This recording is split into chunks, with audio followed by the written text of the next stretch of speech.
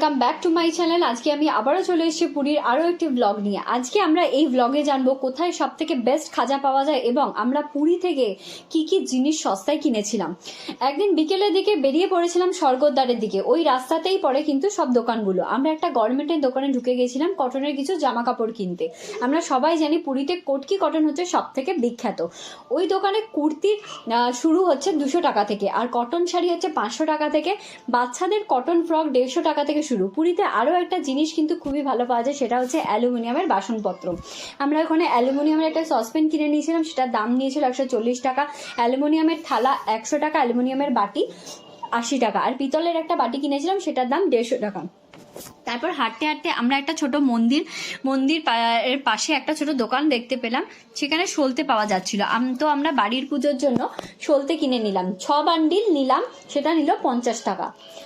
তারপর আমরা একটু পার্ল জুয়েলারি দেখবো বলে একটা দোকানে ঢুকলাম, ওখানে পার্ল ইয়ারিংস বলছিল 200 টাকা থেকে শুরু। এবারে আসি আমি খাজার কথায়, কোথায় সব থেকে ভালো খাজা পাওয়া যায়। মন্দির থেকে ঠিক 5 মিনিট দূরত্বে টেস্ট অ্যান্ড টুইস্ট বলে একটা দোকান আছে, যেখানে সব থেকে ভালো খাজা পাওয়া যায়। নর্মাল খাজা হচ্ছে 250 টাকা কিলো, আর ঘিয়ে ভাজা খাজা হচ্ছে 400 টাকা করে কিলো। খাজাগুলি কিন্তু খুব নরম এবং কড়মড়ে ছিল, টেস্টটাও খুবই ভালো ছিল। আমি এদের কন্ট্যাক্ট ডিটেলস এবং অ্যাড্রেস ডেসক্রিপশন বক্সে দিয়ে দিয়েছি, আপনারা গিয়ে দেখে নেবেন। আজকে এই পর্যন্তই। ভিডিওটি ভালো লাগলে লাইক, শেয়ার অ্যান্ড সাবস্ক্রাইব করে দেবেন। দেখা হচ্ছে আপনাদের সাথে নেক্সট ব্লগে নতুন কন্টেন্ট।